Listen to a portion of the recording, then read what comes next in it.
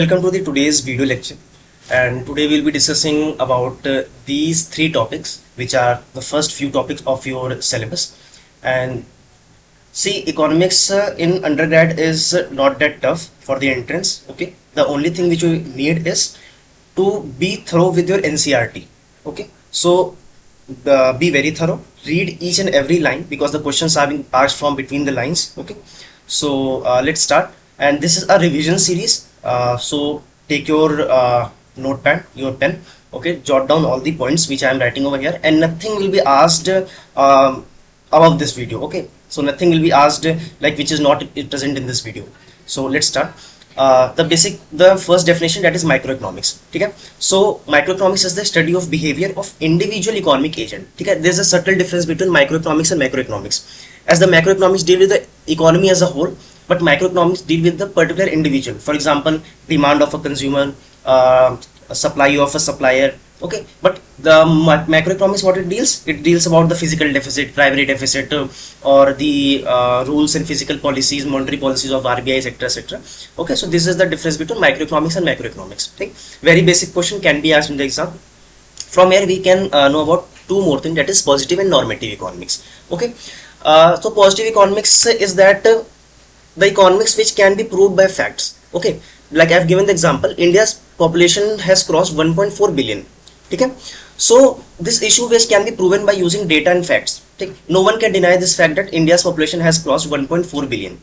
But in normative economics, it suggests, it gives an idea how to improve an economy. For example, government should provide free healthcare to all, but how much money will be required? It is not only normative economics. So normative economics deals with the opinion and ethics, what should be done in an economic problem, and it determines the goal of the economy. So this is a difference between positive and normative economics. Okay, so coming to the central problem of an economy, from where this economics as a subject has been came. So we all know that human wants are very unlimited. Okay, why is only unlimited? Because consumer are rational in behaviour. Rational किसको क्या बोलते हैं? छोटी सोच का. तो consumer is rational in behaviour. वो चाहता है कि कम से कम पैसा देने से ज्यादा से ज्यादा सेटिस्फैक्शन किसी भी चीजों से वो ले सके, और वो चाहता है कि जितनी भी सारी चीजें हैं वो उसी के पास रहें. So there is scarcity of resources. So this raises the problem in the economy which gives the central problem of an economy, that is what is to be produced and in what quantity. ठीक है, we have timber, we have wood, we have iron ore, everything, but what we have to produce, it depends upon the demand in the economy. So what are the possible goods and the services to produce? Okay, taking the decision that how much we have to do the consumption, how much we have to do the investment, how much we have to spend on the basic education, how much we have to spend on higher education. So these planning which is required in the first step, that is what is to be produced and in what quantity. The second is how are this good to be produced. What kind of technology are you going to use to produce these kind of goods? These come under the second problem of the central economy. And the third, we are producing for whom? Okay, so who gets how much of the produced goods? How much MRP we are keeping that this product is for upper class people, middle class people, or lower BPL people? Okay, so we are producing for whom? This is the biggest question. So these three are the major central problem in the economy which arises due to scarcity of good and the rational mindset of the consumer. Okay, so allocation of scarce resources and the distribution of final goods and services are the central problem of the economy. So hope this is clear about the central problem. It is very easy, it is very basic, so just jot down the points as I am telling to you. Now coming to production possibility frontier. So what does it mean? From by the name you can see that it is production possibility and frontier, that possibility of all the goods and services that can be produced by given amount of resources and technology. ठीक है, कि आपको मैं इतना resource दे रहा हूं, उसमें आप क्या क्या चीज प्रोड्यूस कर सकते हो. With the help of a wood you can produce sofa, you can produce coal, but what you will produce depend upon the demand and supply. ठीक है, so combination of all the goods and services that can be produced from a given amount of resource and technology is known as production possibility frontier. ठीक है, तो here you can see this diagram of bullet and bread. ठीक है, so what does this show? That we have been given some of the resources in the economy, and this graph tells that you can produce A, B, C, D quantity of bullets and bread. Here what you can see that if you are producing A, if you are in point A, you are producing this much amount of bullet and this much amount of bread. When you are in point B, you are producing this much amount of bread and this much amount of bullet. ठीक, so you are saying that when you are producing more of one commodity, you are giving up some another commodity. This is ठीक है. So this is the opportunity cost. So if we produce more of one good, we will have to give up some quantity of another good, and this is termed as opportunity cost. ठीक है. While going from B to A, what you see that we are producing less of bread and more of bullet. So ये depend करता है कि क्यों ये factor क्यों arise होता है, क्योंकि हमारे पास रिसोर्स कम है, हमारे पास इनकम कम है, ठीक है, but we have to fulfil the demands. तो अगर आप किसी एक चीज की प्रोडक्शन को बढ़ाते हो तो दूसरे को आपको कम करना पड़ेगा due to deficiency of labour and resources etcetera and etcetera. So from here we are moving ahead with chapter number 2, that is theory of consumer behaviour. ठीक है. तो basic question is how do we find the consumer behaviour. We are consumer and what we do, we satisfy our wants. ठीक है. हम consumer, हम क्या करते हैं, अपने वांट्स को सेटिस्फाई करते हैं, और उसको हम किस में क्या बोलते हैं, उसको यूटिलिटी बोलते हैं. So the want satisfying capacity of the commodity is known as utility. The more we desire for any commodity, the more is our utility with that. Okay, more we desire, more is our utility. Now here comes the two approach by which we discuss about the utility, that is cardinal approach and the ordinal approach. First is cardinal approach and second is ordinal approach. So first let us discuss about the cardinal approach. See, you need to understand, because most of the students get confused in what is cardinal, what is ordinal. When you will sit in the exam and then you will, if a question is asked, then you will think what was cardinal, what was ordinal. Okay? So just this is a small trick. Ordinal means order, so it is there, a rank is present. In cardinal, unit is present. Okay, so under cardinal approach the utility can be measured in numbers. ठीक है.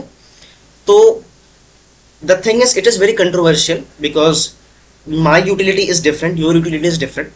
Okay, so therefore cardinal approach is sometimes not very suitable in paperwork and etc. Okay, so what is the unit of this utility? It is known as utils. ठीक है.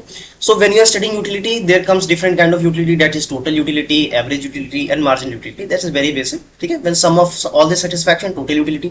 When you are doing average with the number of products, average utility. And margin utility is change in utility with consumption of one extra commodity of good. ठीक है.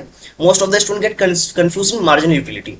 So let me tell you, like when you are consuming one mango, the first time if your utility is 20, second time when you consume, maybe your utility can become 18. So the difference is known as marginal utility. ठीक है. The change in utility. Okay. See, when our consumption increases of any good, it is universal truth that when our consumption increases, our marginal utility will surely decrease. And why so? Because our total utility will also decrease.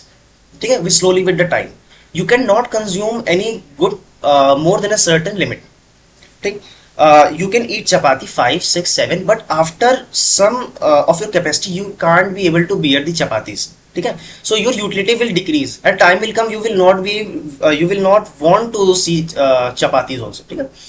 So from here it comes a law, that is law of diminishing marginal utility.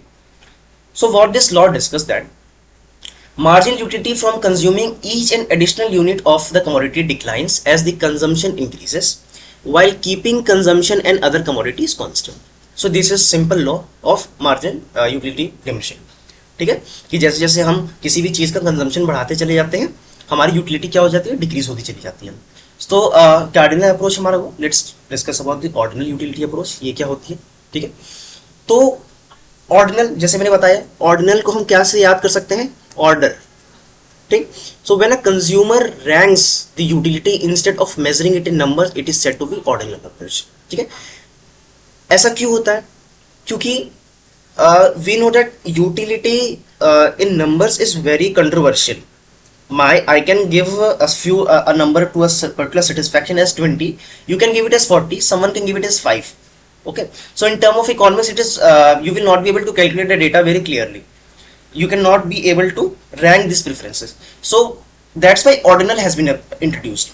When you have introduced ordinal, it states that you can order your preferences, okay, your utilities. So consumer can be indifferent between two good. What is the meaning of indifferent? Indifferent means मैं ये भी ले सकता हूँ और वो भी ले सकता हूँ. ठीक है. थम्स अप भी ले सकता हूँ, माजा भी ले सकता हूँ. You are indifferent. ठीक है, तो उसमें कोई यूटिलिटी नहीं, चाहे मैं ये पीऊँ चाहे मैं वो पीऊँ, दोनों की यूटिलिटी बराबर रहेगी मेरे लिए। तो consumer can be indifferent between two और many bundles as each bundle can give the same type of utility. ठीक, so the curve that is connecting all the bundles which can give the same utility is referred as indifference curve। तो ये जो सारी utilities आपकी होती है, या किसी कंजम्पशन करते हैं जब किसी कमोडिटी के, तो उसकी जितनी भी यूटिलिटी होती है, when you draw that on a graph it is known as IC curve। ठीक है, indifference curve। अच्छा, IC curve always slope downward।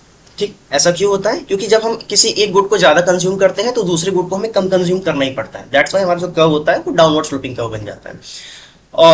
Marginal rate of substitution is also very important concept. So the rate at which a consumer will substitute good one for another good so that the total utility remains same, it is known as marginal rate of substitution। जैसे आप यहाँ से यहाँ पे जैसे आप बढ़ते चले जा रहे हो तो आप देख रहे हो कि गुड बी का कंजम्पशन आप घटा रहे हो, लेकिन आप गुड ए के कंजम्पशन को बढ़ा रहे हो। ठीक है, तो ये जो आईसी कर्व का जो स्लोप होता है ना, ये हमें क्या देता है? ये हमें देता है मार्जिनल रेट ऑफ सब्स्टिट्यूशन देता है। तो आपको ये सब चीज याद रखना पड़ेगा कि आईसी कर्व का स्लोप क्या हमें दे रहा है, बजट लाइन का स्लोप हमें क्या दे रहा है, एक्सेट्रा एक्सेट्रा, ये आगे पढ़ेंगे।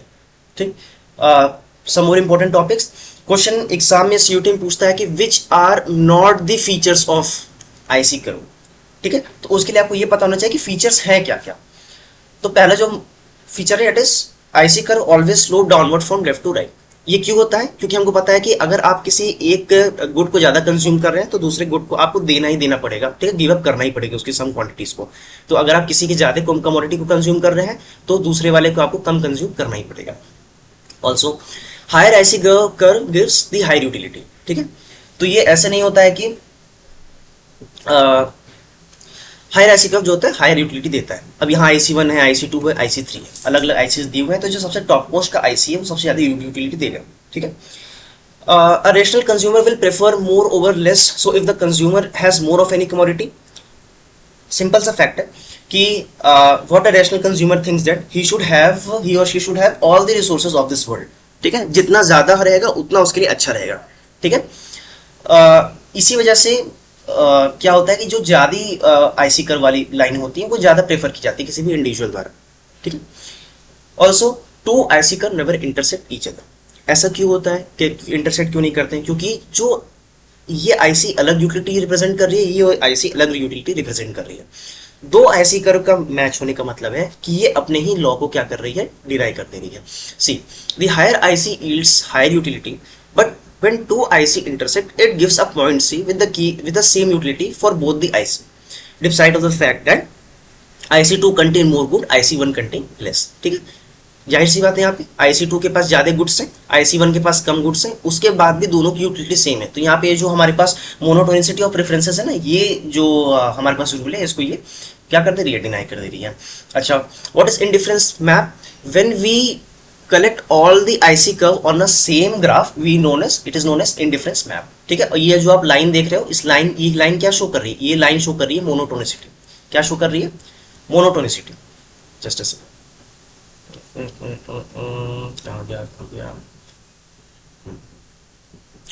ये मोनोटोनिसिटी शो कर रही है। मोनोटोनिसिटी क्या है? कि अ consumer will always prefer more of any good. ठीक, see the higher IC curve is preferred by consumer over lower IC curve, this arrow is showing this। okay, also between any two bundle consumer prefers the bundle which has more of at least one of the good and no less than another good। Simple भाषा में मैं ये बता दूं कि जिस भी IC curve में ज्यादा अमाउंट ऑफ गुड रहेंगे कंज्यूमर उसी को प्रेफर करेगा, and this is known as monotonic preferences. ठीक है, जब आप ग्रेजुएशन में जाओगे तो आप इसको और डीपली पढ़ोगे। अभी के लिए आप बस इतना समझ लो कि monotonicity means more of any good is preferable by any consumer. अच्छा, what is the IC curve in the case of perfect substitute good? अब तक आपने देखा कि जो आईसी कर्व बन रहा है वो हमेशा ऐसे डाउनवर्ड स्लोपिंग कर्व बन रहा है, बट सब्स्टिट्यूट के केस में क्या होता है? ये एक स्ट्रेट लाइन बन जाता है। ऐसा क्यों? यहाँ पे एग्जांपल जो आपकी एनसीईआरटी की बुक में दिया हुआ है, दैट इज अगर आपके पास 5 रुपए का नोट है और 5 रुपए का कॉइन है, you know the intrinsic value of both the currency is same. ठीक है, चाहे आप एक नोट ले लो चाहे आप एक कॉइन ले लो, दोनों की वैल्यू सेम रहेगी। अब यहाँ पे क्या है कि जो इंडिविजुअल है उसके पास टोटल 9 होना चाहिए 5 रुपीज की करेंसी। ठीक, तो ये इंडिफरेंट है, चाहे आप मुझे नोट दे दो चाहे मुझे कॉइन दे दो।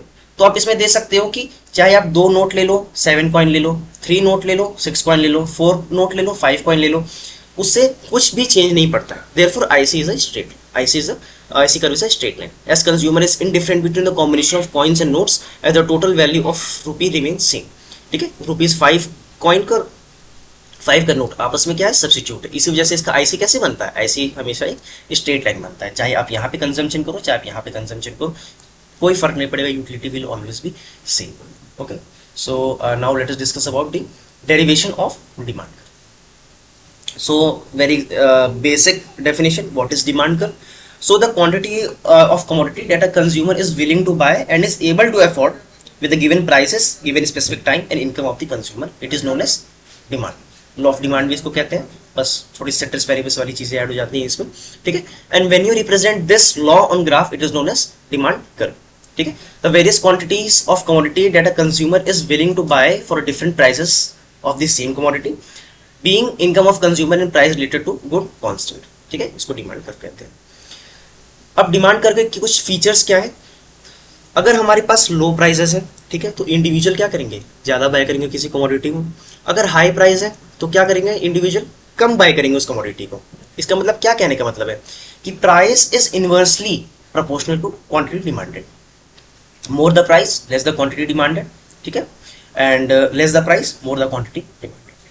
It is always downward sloping demand को। ठीक है, इट हैज नेगेटिव स्लोप, क्यों, यही रीजन है, प्राइस और क्वांटिटी के बीच में इनवर्स रिलेशनशिप की वजह से एंड डिमिनिशिंग मार्जिन यूटिलिटी की वजह से क्या होता है, डिमांड कर्व ऐसे स्लोप करते हैं। So this was the derivation of demand curve. So now let us move to our next topic. We have done this IC curve, substitute, okay, consumer budget. Just pay attention, it is not that tough, it is easy. ठीक है, I will explain you very basic. See, in economics, the income of consumer is represented with the help of M. ठीक है, M क्या है आपका, M आपके पास income है, और आपके पास 2 कमोडिटी है, एक है बनाना, एक है मैंगो। क्वांटिटी क्या है बनाना की, X1 है, मैंगो की X2 है, प्राइस P1 है, P2 है। तो आपने टोटल एक्सपेंडिचर कितना किया, एक्सपेंडिचर क्या होता है, इतने रुपए के सामान इतनी क्वांटिटी में आपने खरीदा जब, तो उसको एक्सपेंडिचर कहते हैं। तो just what you are doing, you are just multiplying these two. ठीक है, तो it was x1 P1, this is x2 P2। ठीक, तो यहां से आपको पता चल गया एक्सपेंडिचर क्या है। अच्छा, आप कितना एक्सपेंडिचर कर सकते हैं, कितना स्पेंड कर सकते हैं, जितने आपके पॉकेट में पैसा होगा, जितना आपकी इनकम होगी, ठीक है, जितने आपकी जेब में पैसे होंगे। ठीक है, तो consumer can consume any bundle as long as it cost less than और equal to income of the consumer. हमने क्या लिया था, इनकम को हमने M से रिप्रेजेंट किया था।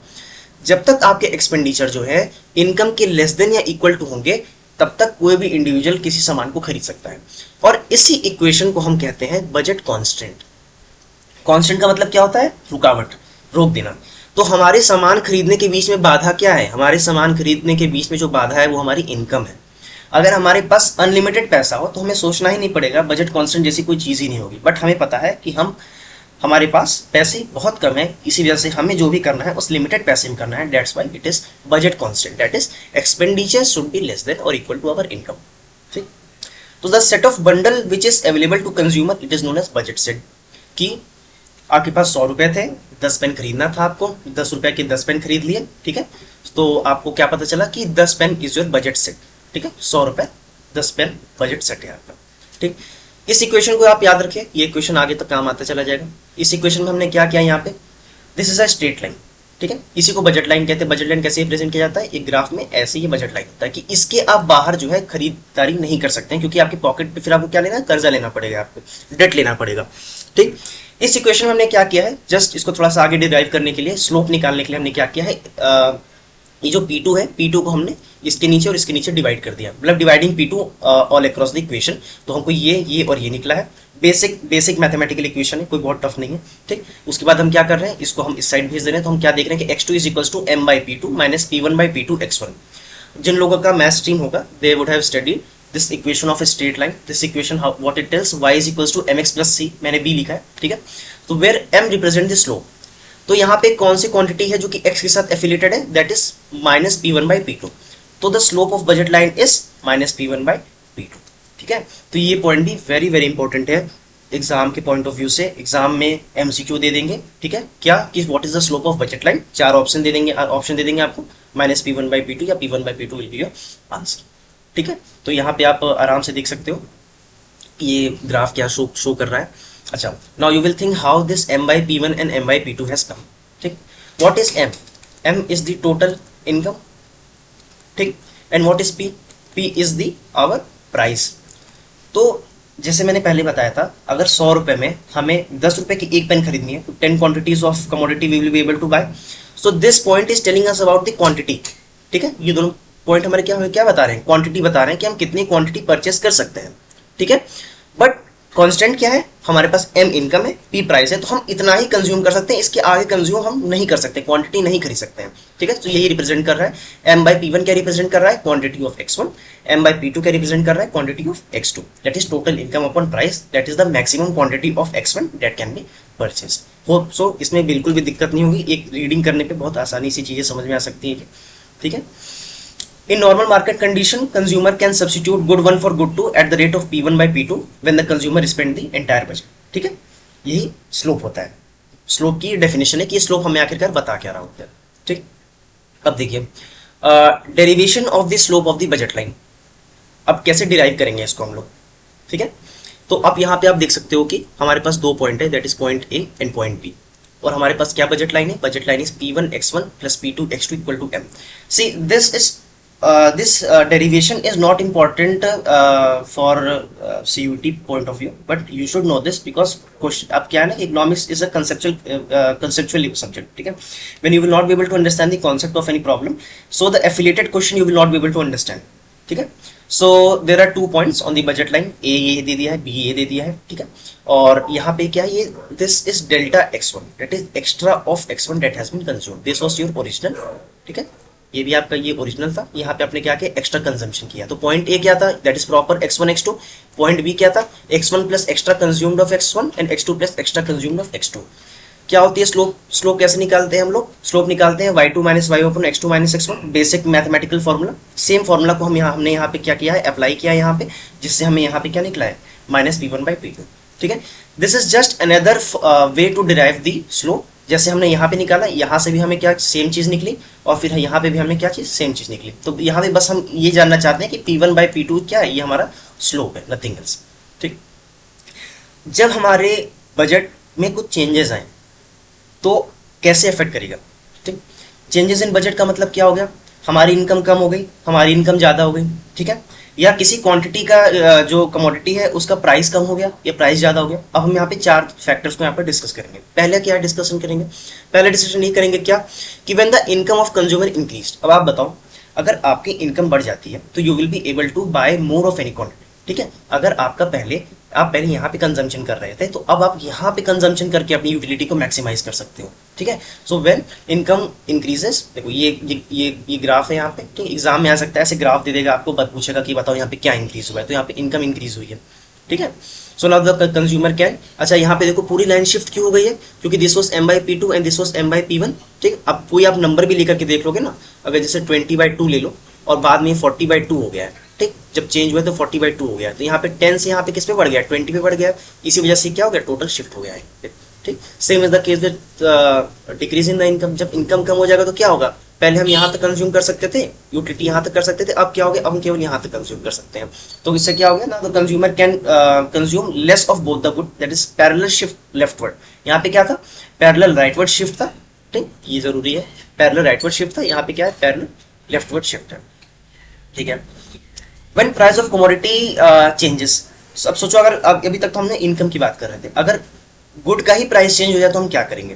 ठीक, अब देखो यहाँ पे क्या बताया जा रहा है, when good of x increases. यहाँ पे एक्स एक्सिस का ये था, वाई एक्सिस का गुड ये था हमारे पास। ठीक है, अगर एक्स का ही प्राइस इंक्रीज हो गया है तो हम क्या करेंगे, देखो m बाय p1 हमने पहले लिया हुआ था। ठीक, अब अगर हमारे डिनोमिनेटर m बाई p1 था, अगर अब हमारा डिनोमिनेटर इंक्रीज हो गया तो जो टोटल क्वांटिटी का जो आंसर आएगा वो तो कम हो जाएगा ना, बेसिक मैथमेटिक्स। ठीक, बट डिनोमिनेटर विल इंक्रीज, तो जो टोटल वैल्यू कम हो जाएगी, इसीलिए क्वांटिटी यहाँ से घिसक करके यहाँ पे आ गई, यहाँ पे आ गई है। ठीक है, तो now you are consuming less of good x.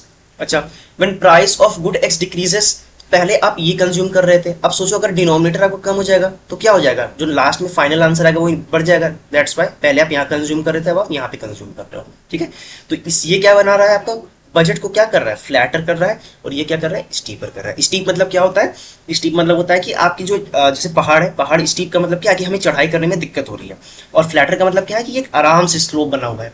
तो इस तरीके आप समझ सकते हैं कि फ्लैटर कब होता है, जब price of good x decrease करता है, और स्टीपर कब होता है, जब price of good x increase करता है।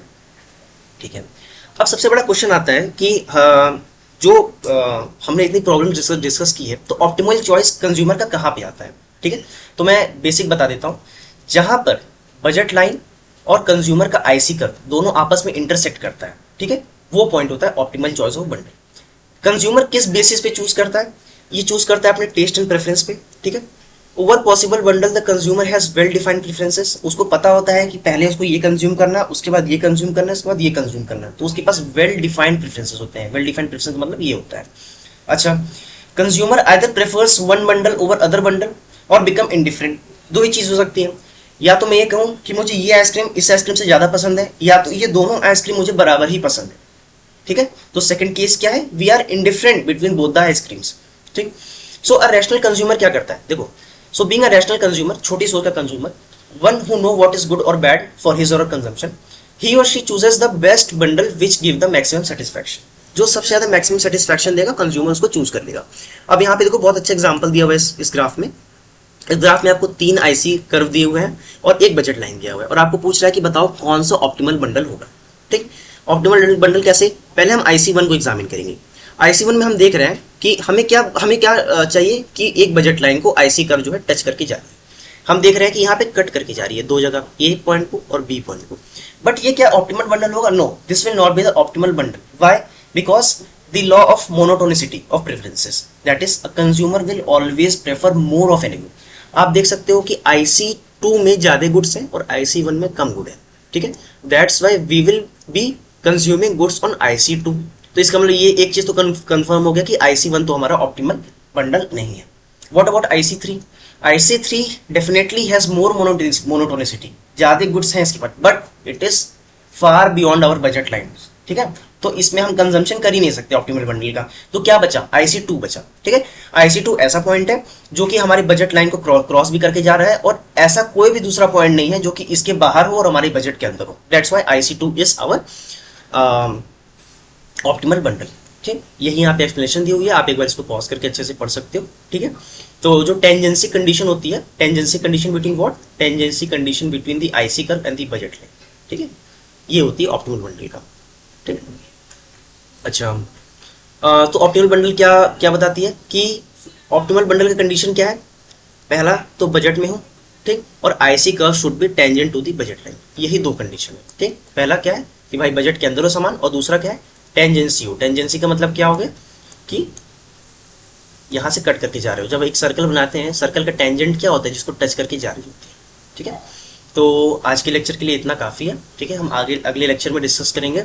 आपको बस क्या करना है कि इसको आप अच्छे से लिख लो। ठीक है, NCERT के बुक को लाइन बाय लाइन अच्छे से पढ़ लो। ठीक है, इतना करने के बाद कुछ भी, मैंने वैसे जितना आपको पढ़ा दिया है, इसके बाहर से कुछ भी नहीं आने वाला है। ठीक है, all the MCQs will be asked within this whatever I have thought, but it is your duty to just read once. ठीक है, NCERT book and practice the MCQ and PYQ। ठीक है, thank you so much, best of luck for exam.